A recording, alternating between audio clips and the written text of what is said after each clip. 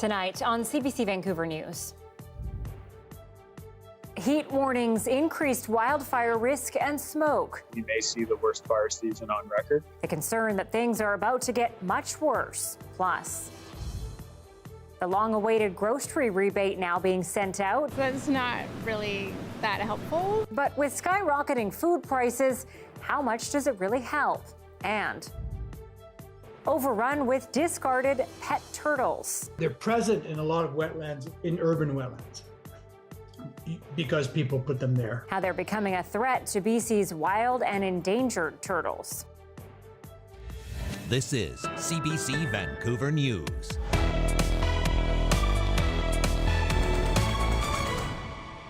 Good evening and thanks for joining us. I'm Anita Bathe. We begin tonight with BC's worsening wildfire situation. It's already been a challenging year and there's more lightning in the forecast. Janella Hamilton is looking at what's to come. I believe that we may see the worst fire season on record. BC Wildfire Service says more than 1 million hectares of land has already been scorched by wildfires, and it's still early in the season. It now ranks as the third most hectares burned in any fire season in BC. Chapman says the bulk of fire activity has been in the northeast. There's been a lot of anxiety, in particular in the north. And what we're going to see in the next 2 weeks is we're going to see more potential fire on the landscape spread from the north to the south with new starts with anticipated lightning each day. That looming lightning expected to hit much of the province. That could possibly ignite new fires in the region, and the warm and hot weather will promote fire growth. Tuesday was the hottest day on record globally. Temperatures here in BC have been 5 to 10 degrees above normal for the past couple of weeks. Experts say there's very little relief in sight until at least mid-August. We've seen those drought conditions that we've been speaking to you since the beginning of the season really persist and in fact deepen as we get into the core of our fire season here. The province's drought map blanketed in a sea of red. You'll recall a few weeks ago that we did expand our prohibitions in some fire centers to include campfires. We're going to be expanding our prohibitions again this Friday. Starting at noon on Friday, campfires will be banned across the Lower Mainland, Vancouver Island, and in the interior to help combat human-caused fires, which is believed to be behind the Knox Mountain wildfire just north of Kelowna. With increased wildfires on the horizon, firefighters from Mexico and the U.S. will be heading north to provide support. Janella Hamilton, CBC News, Vancouver. This hot and dry weather follows a spring where we saw little rainfall across the province. Now, many regions have already hit a 4 out of 6 on BC's drought scale. That includes eastern Vancouver Island, where our Claire Palmer is tonight. She's looking at what's being done to preserve water levels.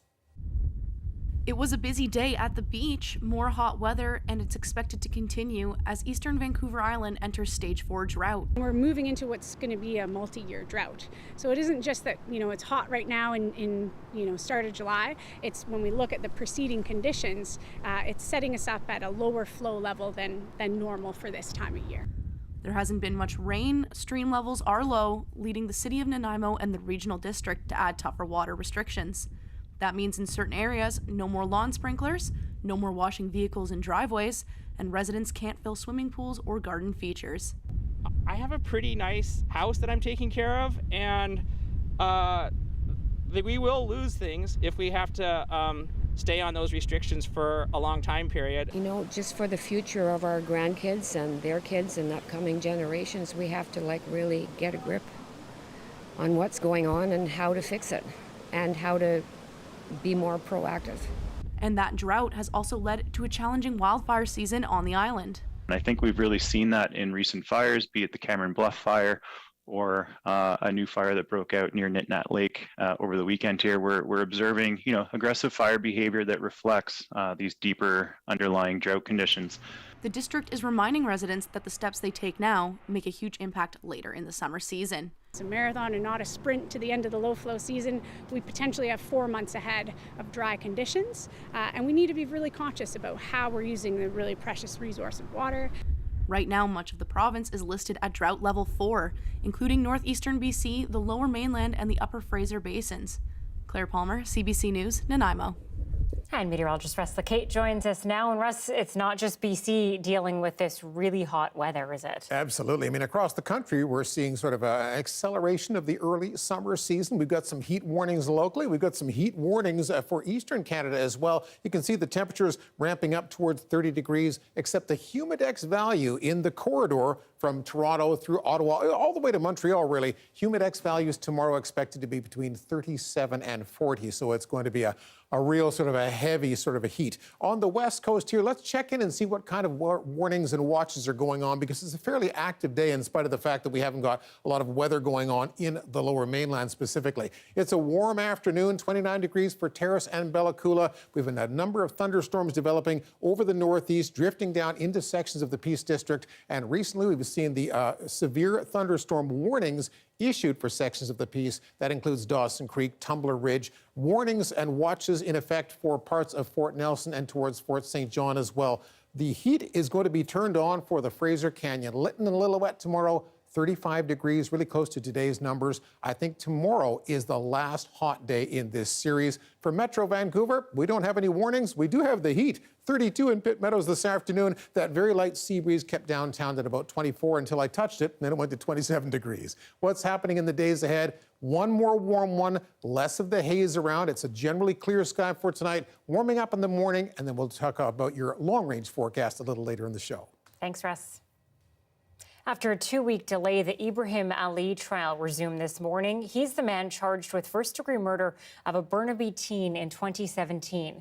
Crown prosecutors spent much of the day focusing on Ali's cell phone, including an hour-long video of the phone sitting on a table at an RCMP station shortly after Ali's arrest.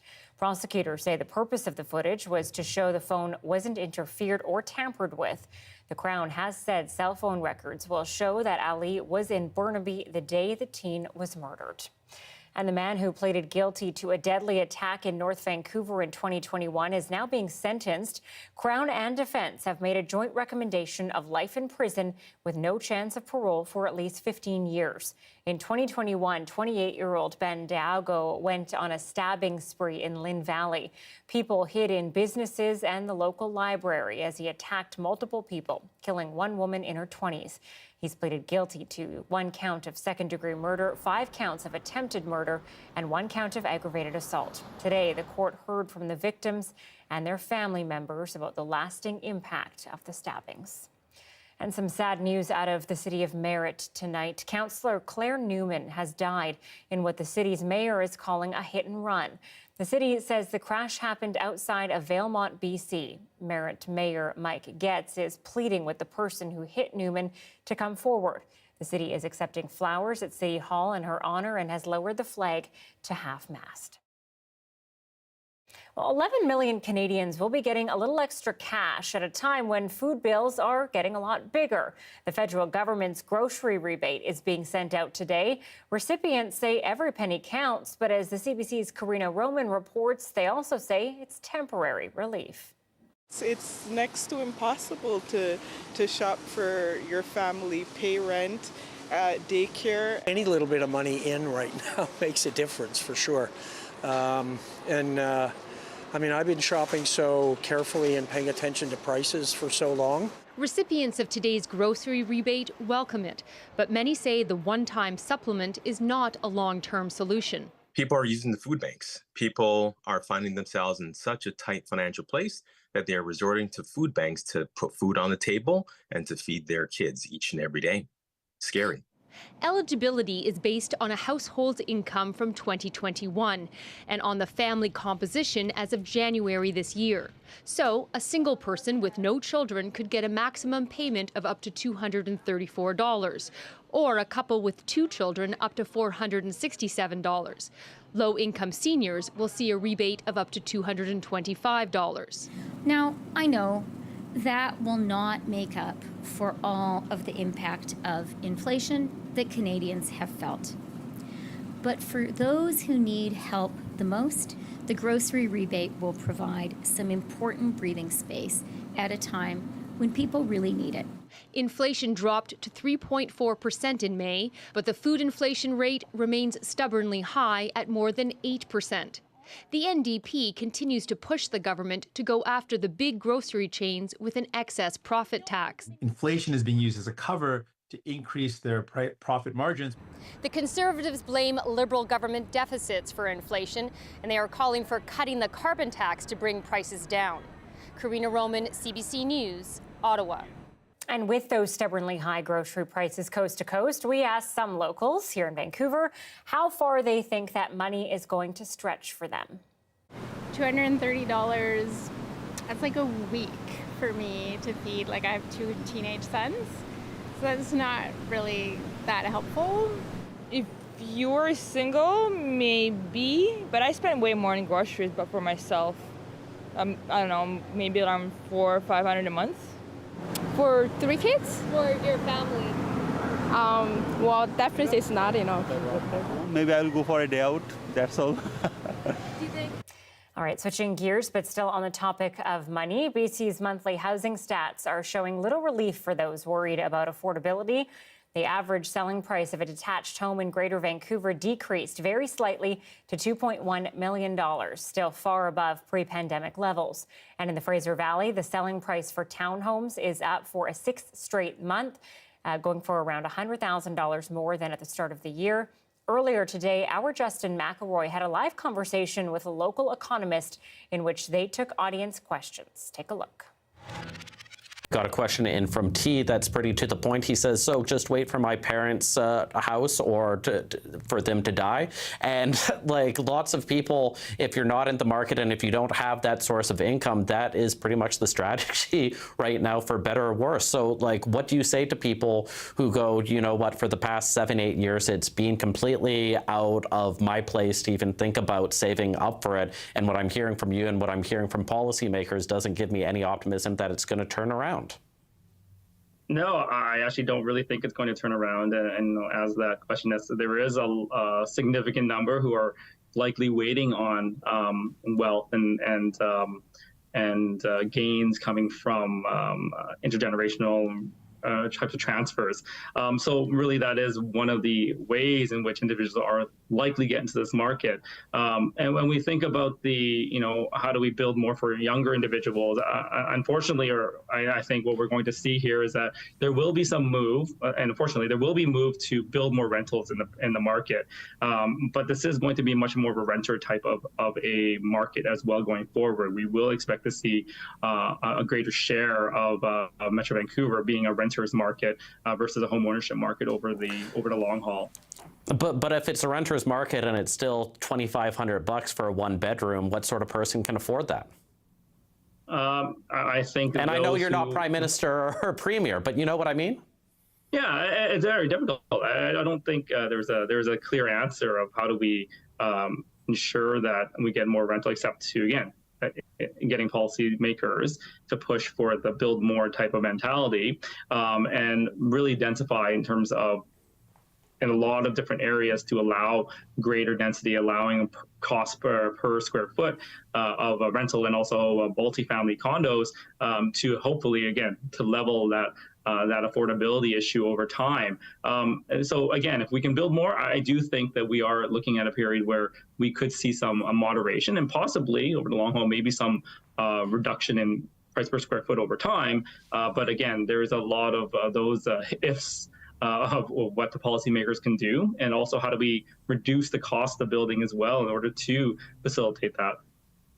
All right, Brian, I really appreciate you taking the time, even if your expertise on this may not make exactly everyone optimistic about the future, but that's where we are at in this neck of the woods these days. Thanks again. Thanks very much. Well, starting this month, the province has expanded its health registry to better connect people with primary care providers. The Health Connect registry will make it easier for patients to connect with family doctors who have the capacity and ability to take on new patients. A strong long-term family doctor and patient relationship is necessary for the best health outcomes. The improvements include a new compensation model intended to retain family doctors, coordinators to connect doctors and nurses with patients, and registries to keep track of primary care providers, patients who need a doctor, and clinics accepting new patients. BC's largest indoor bike park is now open for cyclists of all skill levels. As we're experiencing here in British Columbia in the summer times, between heat domes and the wildfires and so forth, there's all kinds of reasons or benefits to being able to enjoy bike or cycling in an indoor environment. The park is located in Capilano Mall and is funded by a group of North Shore residents who aim to combine a love of cycling with their hope of repurposing unused retail spaces. Spanning 65,000 feet, the North Shore Bike Park offers a variety of tracks, ramps, and jump lines.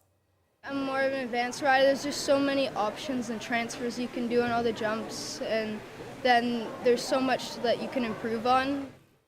The park will be open 7 days a week. Other locations across North America are in the works. Well, 2 dogs have joined Vancouver Coastal Health's Canines for Care team to detect harmful bacteria in hospitals. Artie and Anton went through thousands of hours of scent detection training to prepare them for the role, reducing infection by sniffing out a bacteria called Clostridium difficile. They search 3 to 4 units a day, and if they find the bacteria, a cleaning crew finishes the job. C. diff is significant in the environment because it's a superbug, so it's really hard to kill. It's resistant to many drugs. It affects people that are already autoimmune compromised. 2 11-week-old puppies have also joined the team and will be in training for the next year. An invasive species of turtle is taking over some of BC's lakes and ponds. As Yvette Bren shows us, discarded pets are posing a big threat to some already endangered native turtles. Biologist Amy Mitchell is on the hunt for turtles. They crowd logs to soak up the sun, but most aren't from around here. That log is dominated mostly by sliders, red-eared sliders over there. But there is one turtle that I'm pretty sure is a painted right beside the biggest slider, and you can really see the size difference. Non-native red-eared sliders are reproducing here. They grow fast despite being used to warmer waters like the Mississippi.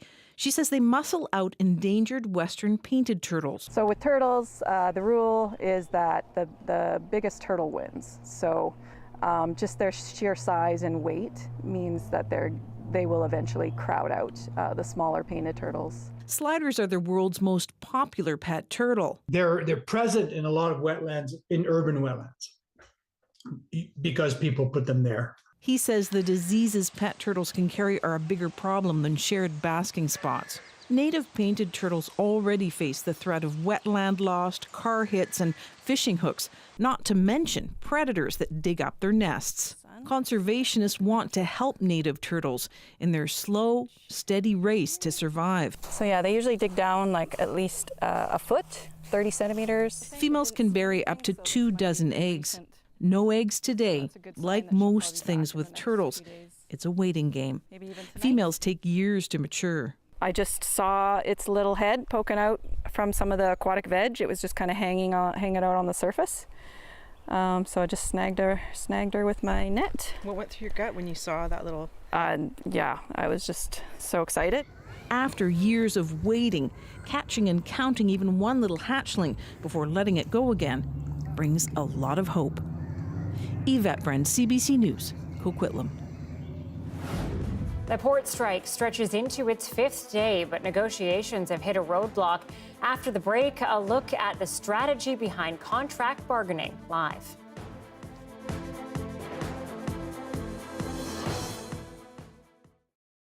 Thanks for staying with us during our commercial-free live stream tonight. It is beach season, but aside from taking a swim or playing a game of volleyball, some people are also hunting for treasure on the shores.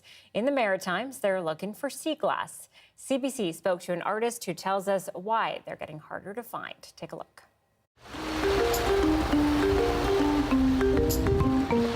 To you, what is a good piece of sea glass to you? Well, first off, it has to have a story, okay?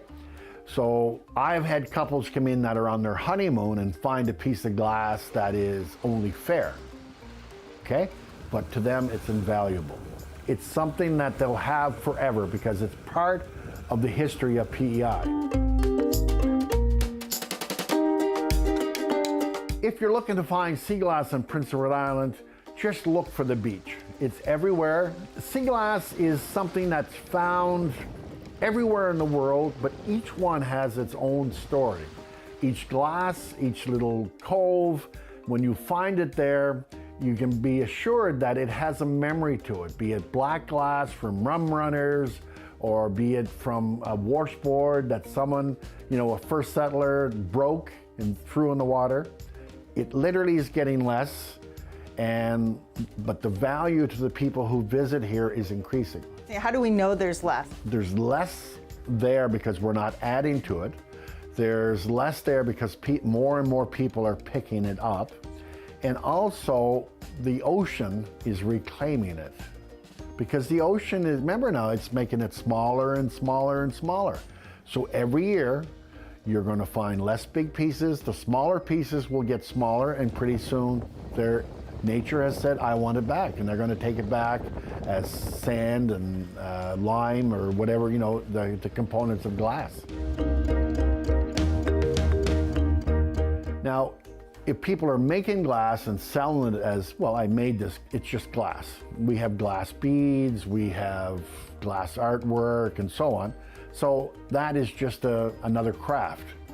But if you try to sell it as sea glass, then you're taking away the joy that people have, in getting a true memory of PEI.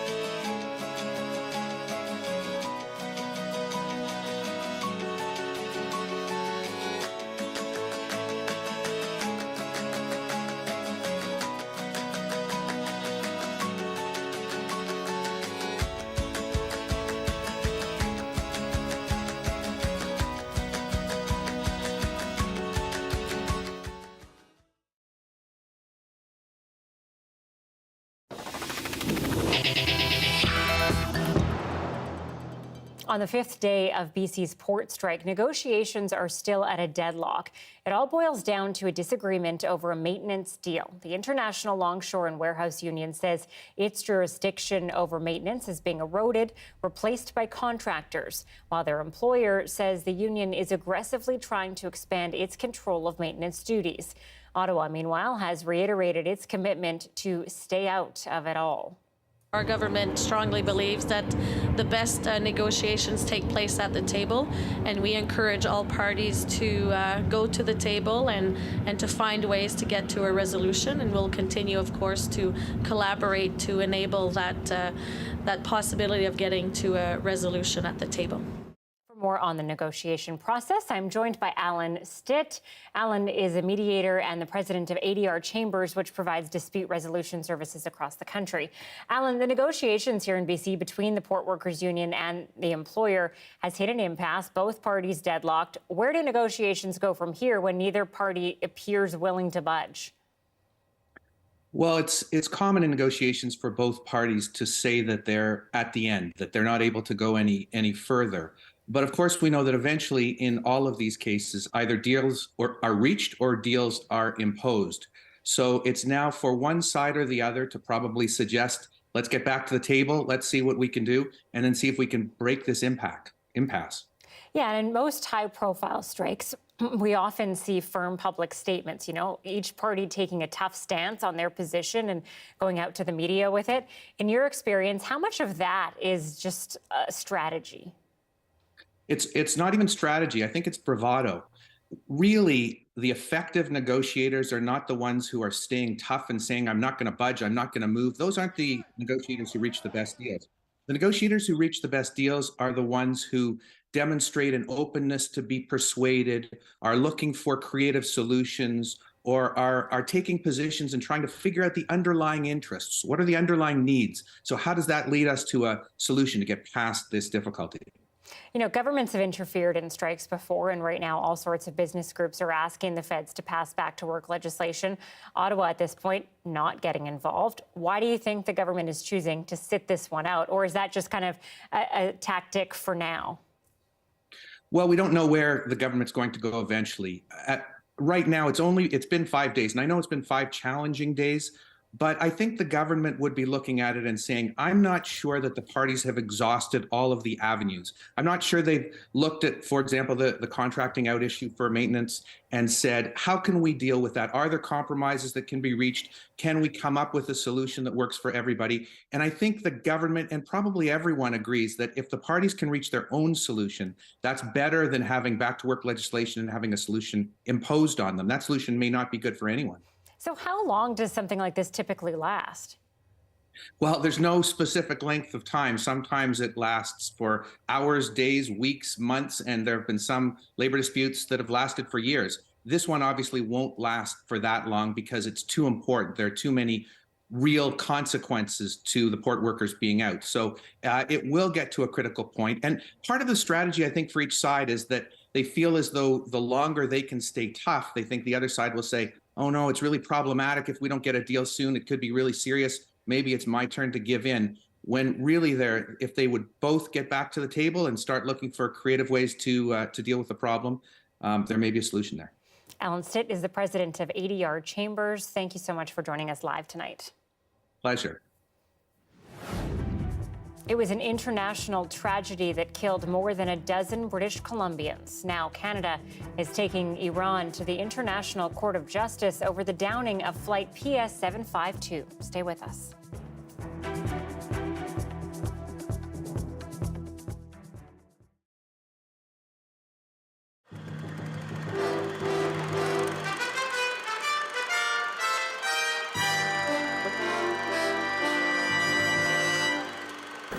There they go. It's Wednesday night at Exhibition Park. And it is Win a Dream, and along the inside, extra formal. The crowd has never been this big. More than 16,000 people are here. That's twice the normal turnout for a Wednesday, and the main attraction is the Sweep 6. It's the racetrack's latest feature. What you have to do is pick the winner in 6 consecutive races, the 4th through 9th. It costs $2 to make a bet, and if no one wins one night, the money goes into the pool for the following race day. And the reason everyone's here is the amount you can win for your measly $2. Last night, the pool stood at more than $992,000. Your attention, everyone. With 5 races remaining in the Sweep 6 series, there are 52,594 live bets remaining. 52,594. The number of so-called live tickets drops very fast. With 3 Sweep 6 races left, there were just over 2,000 live tickets. Bobby held one of them. Well, out here I always expect the worst because I've had horses, good horses, like big odds win before, and you get disqualified. Like that guy that lost on Monday night in the disqualification, I know how he feels because that's happened to me lots.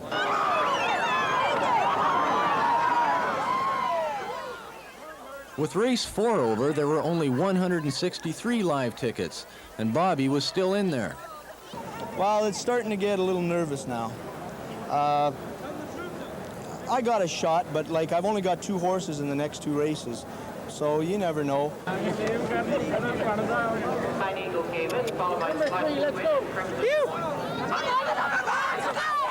By the end of race 5, there was only 1 live ticket left, and Bobby was out of the picture. Disappointed? Yeah. Well, especially, you know, like I'd sooner my horses run dead last than run second. You know, my horse runs second, I get beat by a horse that gets beat 25 lengths by the same horse as last time they run it, you know. The thing looks like no way, but I mean, that's the way it goes in horse racing. So going into the 6th race, there was only 1 live ticket. Unfortunately for the holder, it didn't win. And somewhere out there is a frustrated gambler who came inches from winning $1 million.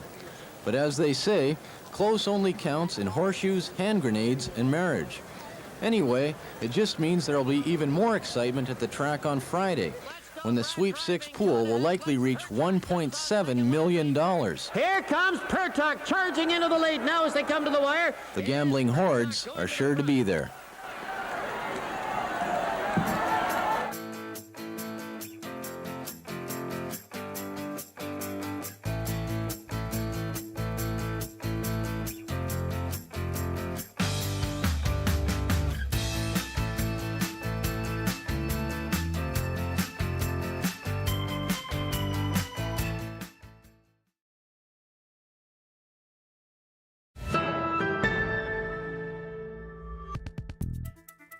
Canada has joined 3 other countries in launching a case against Iran at the International Court of Justice. Along with the U.S., the U.K., Sweden and Ukraine, and Ottawa wants Iran held illegally responsible for downing the Ukraine Airlines Flight 752. As the CBC's Ashley Burke reports, it's a long-awaited development for the families of the victims here in Canada. After a long, hard battle for those who died on Flight PS 752, families say they have new hope. What we asked for the last 42 months was a day in court, and now we see that this is happening. Hamid Ismailian's daughter Rira and wife Parisa died when Iran's Islamic Revolutionary Guard Corps shot down the plane more than 3 years ago. He and other families have pushed Canada to take Iran to the International Court of Justice. Today, they got their wish. This is a happy moment for the families. I just witnessed the families, they hug each other, they cry out of pain and joy at the same time. Canada, along with 3 other countries that lost citizens, filed this new joint application that says Iran violated its obligations under the international treaty and failed to take all practicable measures to prevent the unlawful and intentional destruction of Flight PS 752. Ladies and gentlemen, families met to discuss the next steps. They want high-ranking Iranian officials investigated and prosecuted. The judicial system in Iran is not independent, so what have been done so far is it has been just a sham trial. The new application filed in court calls for Iran to be ordered to publicly apologize, fulfill its legal obligations, including prosecution or extradition of alleged offenders, and order full reparations for all injury caused. I personally feel a slight relief in my heart, and I can, next time I go visit my loved ones' graves, I can tell them that we did it, we finally did it, and we're moving forward. We're still fighting for you. We haven't forgotten, and you're still with us. A joint statement from the 4 countries, including Canada, involved in this new legal filing, say that Iran failed to hold a full, impartial, and transparent criminal investigation, and they hope that the International Court of Justice makes that happen. Ashley Burke, CBC News, Ottawa. Also heating up tonight, the battle over how you get your news online. The federal government says it is stopping the millions it spends on ads on Facebook and Instagram. Rafi Boudjikanian takes us inside the fight between Canada and some tech titans. After Google and Meta dug in their heels, a show of force from the federal government. It can be intimidating, but are we going to let ourselves be intimidated? Some $10 million in public money a year gone for Meta, the company running Facebook and Instagram. The latest salvo in an ongoing escalation since the government passed Bill C-18 last month with support from the opposition NDP and Bloc Québécois.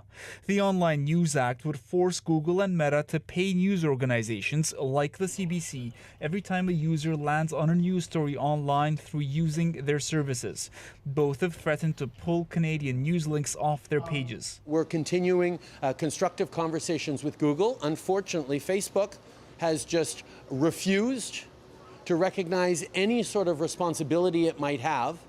Une personne sur 2 au Québec ne verra plus les nouvelles. And others are acting too. Cogeco, one of 2 media players in Quebec today to announce it is also pulling ads from Meta. When you think about the whole industry, in Canada, it's 80% of digital revenue goes to Google and Meta. So, I mean, there must be some money for us. The government's had warnings that tech giants would not play ball with the law, both from the companies themselves and from the federal conservatives. Google and Meta otherwise known as Facebook and Instagram, have responded. And as a result, it's Canadians who have gotten harmed in the crossfire. With Google saying it's willing to talk to the government about pending regulations, some observers have hope and questions. What would a sharing kind of agreement look like? How can this really benefit, Canadian journalism? How can we strengthen, journalistic practice in Canada? Showing just how hard it may be to get a snowball effect going, Trudeau's own political party, the Liberals, are not cutting ads on Facebook. Meta's revenues last year alone exceeded $116 billion US, and so far it's given no indication it will change course on blocking Canadian news. Rafi Boudjikanian, CBC News, Ottawa. Well, the wildfires this season have brought back something Canadians may be familiar with, the protective face mask. As with COVID, there's a variety of types for people battling the smoke and flames. Katie Nicholson has more. It's late off to your 3 o'clock there, 4 o'clock. After 13 years of fighting wildfires, Ian Sachs called it quits. Some things he won't miss. Waking up with that kind of smoke hangover in the morning. And when that smoke settles, you're breathing it in all night, and you'll wake up with that wheeze and that headache. He says crews only wore masks during the pandemic for COVID. I'm sure I will see repercussions from that in the future. I breathed a lot of smoke. Firefighters are at an increased risk of illnesses like lung and breast cancer. Those same diseases are also associated with wildfire smoke.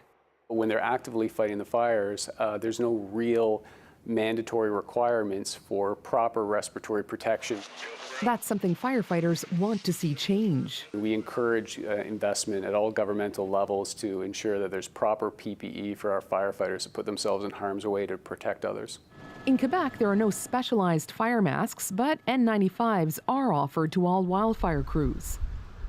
In Ontario, fire rangers don't wear masks unless for a prescribed burn near poison ivy. And in BC, the Wildfire Service is currently testing 3 masks for possible use, including this one from Swedish manufacturer Sundstrom. Obviously, outside in fires, you need a spark arrestor. This on the outside helps protect the filter from catching fire. It comes with 2 stackable filters, one for regular wildfire smoke and a second one for other dangerous vapors. We have so many departments around the world that have used these in the past, including Australia a few years ago when all those fires were burning, and on the West Coast in California. Single strap donning. If jurisdictions buy in, an extra expense for Canada's already soaring wildfire budget. The cost of not doing it is not a cost that any of us want to bear. And one that might keep those on the front lines safe, long after the last fires have been extinguished. Katie Nicholson, CBC News, Toronto. King Charles received the honours of Scotland today and at an event that resembled a coronation. The ceremony was a nod to Scotland's distinct history. And as the CBC's Chris Brown reports, Scots who don't want Charles as king were out in full force. Edinburgh's Royal Mile looked its colourful best as Scotland bestowed its highest honours on a new king and queen. I'm in love with him. I just love him, as I do all the royals. The ceremony had all the trappings of a second coronation, with ancient artifacts, a crown and sceptre, along with a newly forged sword. In 1953, Charles's mother, Queen Elizabeth, had a similar ceremony when she began her reign, the intention to recognize Scotland's own distinct history, that it had its own monarchy before being united with England 400 years ago. And together we dedicate ourselves anew to serving the common good of our nation.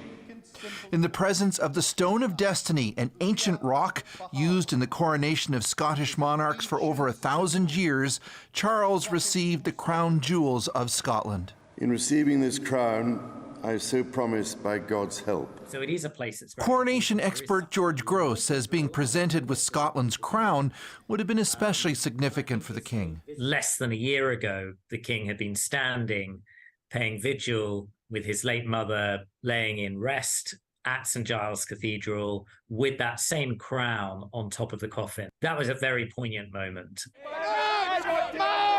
King! Outside, Republicans who want to abolish the monarchy tried to shout down the bagpipers and called the whole thing a useless vanity parade. I'm here today because I fundamentally believe that the monarchy is an outdated institution that has no place in a modern democracy.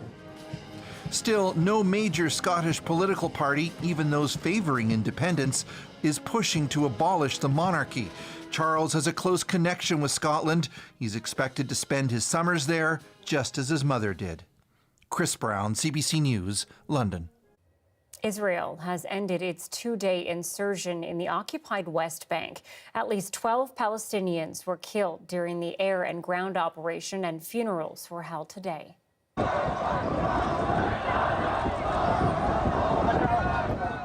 Thousands marched through the streets. Angry crowds confronted senior members of the Palestinian Authority over what they say was a weak response to the Israeli operation. The fighting damaged buildings and roads and cut water and electrical service in Jenin. Israel says it was going after militants using a refugee camp as cover. One Israeli soldier was killed during the insursion.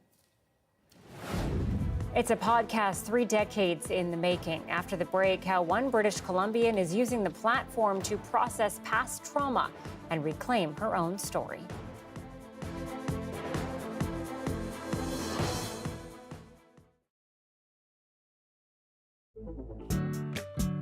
All right, what to wear today? Go into the old wardrobe. Not bad, a little warm. There we go. Pop of color, business casual vibe. That's not quite right. I do have a lot of clothes. And I know the production of clothes creates a lot of greenhouse gas emissions. Too casual. Back it up. There we go. We also know that organic fibers take a lot less to produce. So that's got me wondering, how is going back to natural fabrics the way to be fashion forward in our climate crisis?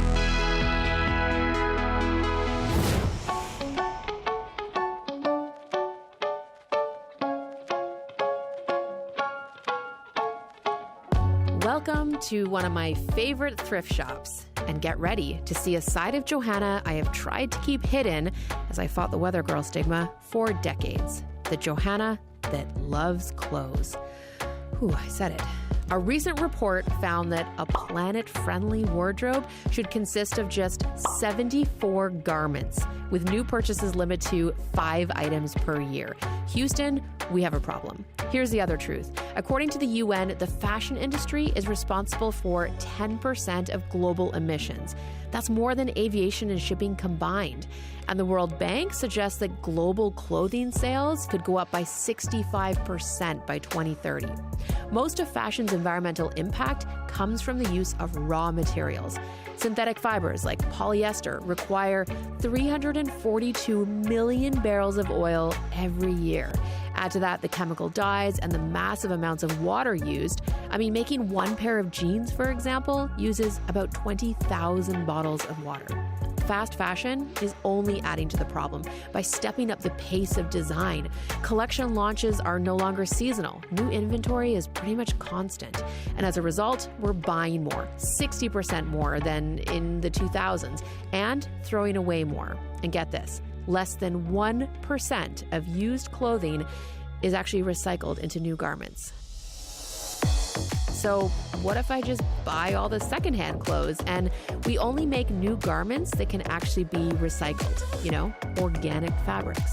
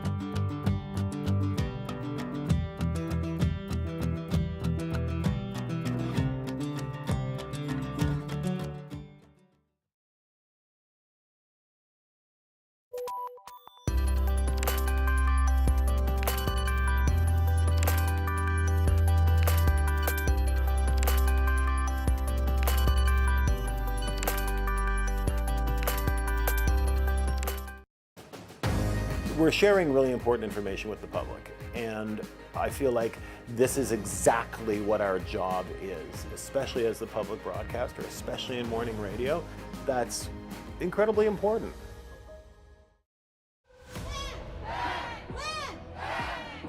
Land Back is a CBC original podcast where we uncover land theft in Canada and look at how Indigenous people are taking it all back. And that's what empowered nations and empowered people to just literally steal land. This is a consequence of your actions.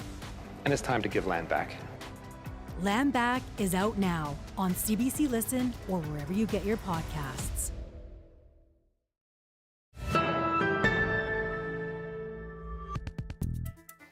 Officials in Japan are trying to figure out why a small river has mysteriously turned bright green. The Tatsuta River turned lime green sometime overnight. It's triggered local concerns, but officials say testing shows the water is not toxic and there's no unusual odor. Farmers have been asked to avoid using the water for agricultural purposes until further testing is complete.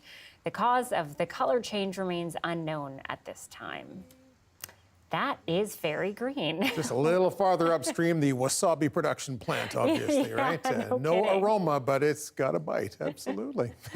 Hey, let's turn our attention to what's going on in your BC weather picture, Anita. As we talked about a few moments ago, some watches and warnings in effect because we've had a warm day. It lit in 34 degrees. It was 34 degrees in Port Alberni as well, near 30 for parts of the inland sections of the central and north coast. Heat warnings in effect again for tomorrow. Terrace and Bella Coola expected to rebound to 30 degrees tomorrow. Very warm over the northeast. Currently, we have a severe thunderstorm warning in effect for sections of the piece, specifically around Dawson Creek and Tumbler Ridge. Farther to the south, the heat warning is also in effect for the Fraser Canyon. Lillooet, Lytton can expect highs near 35 degrees tomorrow. There will be a change after that as we start to usher in a little bit of a moderate change in our weather pattern. I came in this morning, did a satellite analysis, and I was thinking it would be relatively dry across most of the province, as we've seen, but something really blew up today, and I just wanted to show you what's going on. We've almost got a triple-barreled high, in effect, like a giant triangle here. There are no active weather systems over BC. There's no active jet stream. There's nothing going on, but there's a little bit of a weak link in the middle of this ridge and some mid-level moisture pushing its way through as it's overrunning the hot conditions we've had at the surface around much of the province. Those rising air columns blossoming into large-scale clouds, and we are seeing scattered showers and thunderstorms across the northeast. That's what triggered the severe thunderstorm warnings and watches. I think during the day tomorrow, we'll see a subtle redevelopment of some of those showers along eastern sections of the province. Now, what about Metro Vancouver, the lower mainland, those areas? It was a hot one today. It's going to be a hot one again tomorrow, but we're seeing some cooler air working its way through Juan de Fuca, showing up near Victoria. That checks in tomorrow morning. It's not going to make its way to the south coast. We'll have some patchy clouds at times. Tomorrow's still a hot day, about 30 inland, about 25 or 26 by the water. However, in the middle of the night, before you wake up Friday morning, that's when the breeze begins to make its way into the lower mainland. That always is a huge difference maker. We have some sun in our Friday forecast, but no heat at all. And if you're heading out to camp in some of the neighboring campgrounds in the Coast Range Mountains, that's where we might have a couple of showers. I don't think we get any wet weather in Metro Vancouver, but heads up, Friday night, maybe some showers in the mountains. Here's your long-range picture. A hot one tomorrow, much more comfortable on Friday with that mix of sun and cloud. Your weekend comfortable all the way through, and still lots of leftover sunshine. That's always good news. You bet. Thanks, Russ.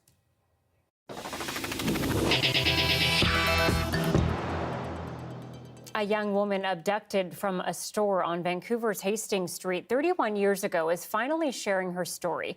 Lenore Rattray fought for years to keep the details of her ordeal private, but now she's finding healing through taking control of her story and releasing a podcast about it. Rattray sat down with our Jennifer Wilson for her first media interview in decades. And a warning to viewers, this story contains discussion of sexual assault that some may find distressing. My name, Lenore Rattray.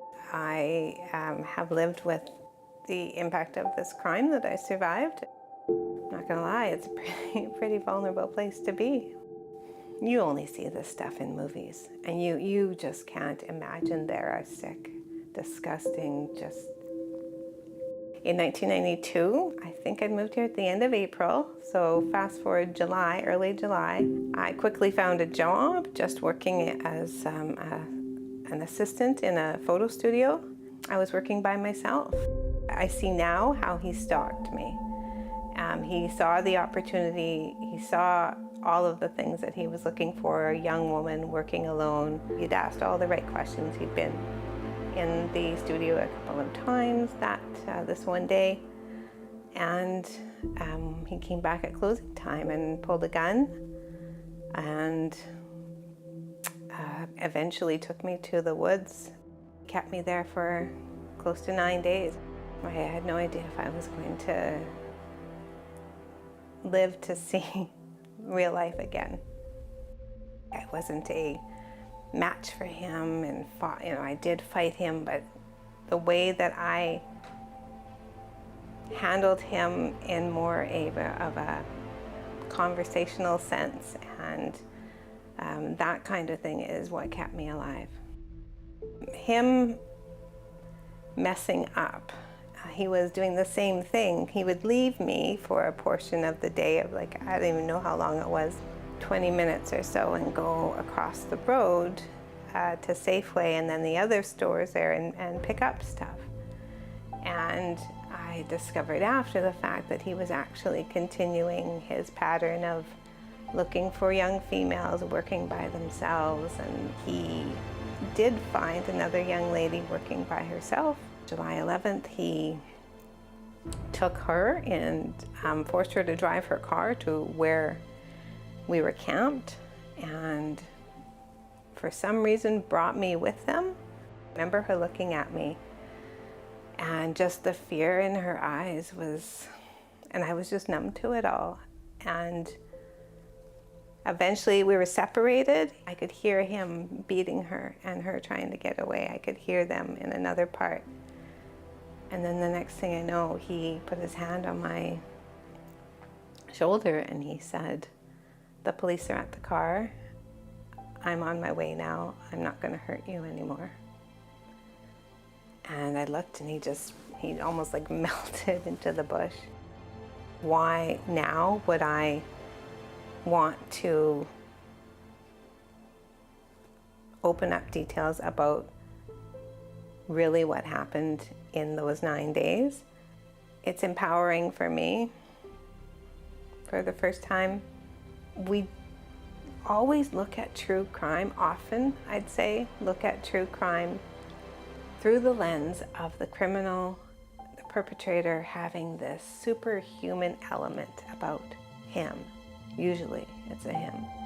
So me telling this story now about what about the superhuman that survived this and continues to 30 years later and raise a family and have a job and her network, her mom and her dad, this lives with them forever.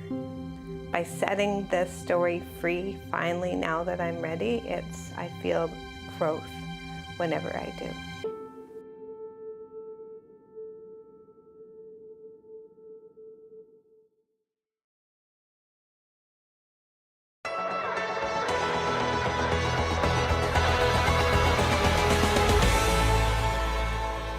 In 2018, the First Baptist Church in Dartmouth was sold to a family looking for a different kind of venue for local entertainment. The inside still looks like a church with its many pews and stained glass windows. It's taken a lot of time for the changeover from the day they took ownership. Since that period of time, COVID happened, which meant being in the venue business was not a very good investment or smart thinking at all, but we stuck with it and we took our time with renovations to the point that in March of 2023 we've officially soft launched the building. The biggest changes came with moving out the old pipe organ and expanding and leveling the stage. The pews can seat 220 people, but the venue can easily be expanded for bigger events.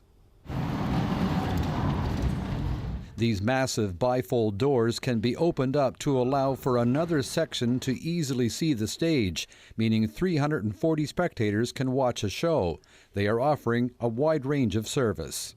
comedy shows to just like creative art shows as well, using our art hall overflow space, or even craft shows, but then also things like theater, plays, musicals, cabarets, recitals even as well of any type. During the soft launch, the events that were held were deemed to be very successful. No matter how big or how small, they invite any group to reach out to them. A Long and McQuaid band camp will be using the space later this month. There's going to be at least 8 bands with at least 6 people in each band, so it's going to be quite a group, and they're going to see each other. And part of getting better as a musician is watching other musicians your own age. So this is a good spot for us. It has that atmosphere, and that magic is there.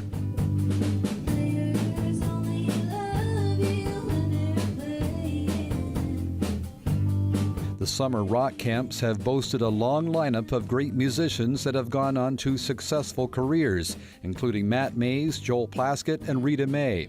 The bottom floor of the church also boasts a massive area where plans are in the works.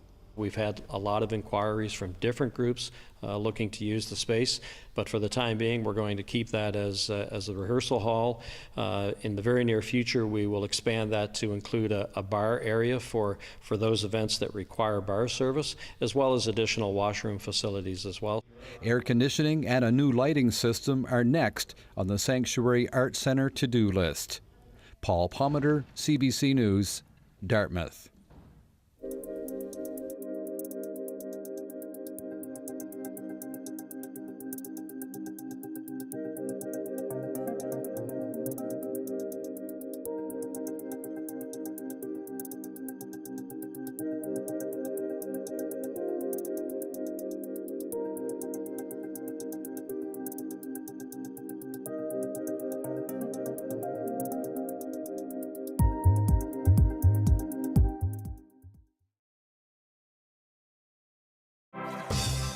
Hi, I'm Amy Bell, and here's what's in your CBC Vancouver inbox.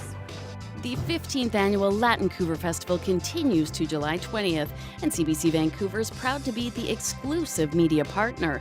Enjoy a series of sensational Latin American experiences and the popular Carnaval del Sol Festival. And the Herb Original is a new CBC British Columbia podcast. Stream it today on CBC Listen or wherever you get your podcasts.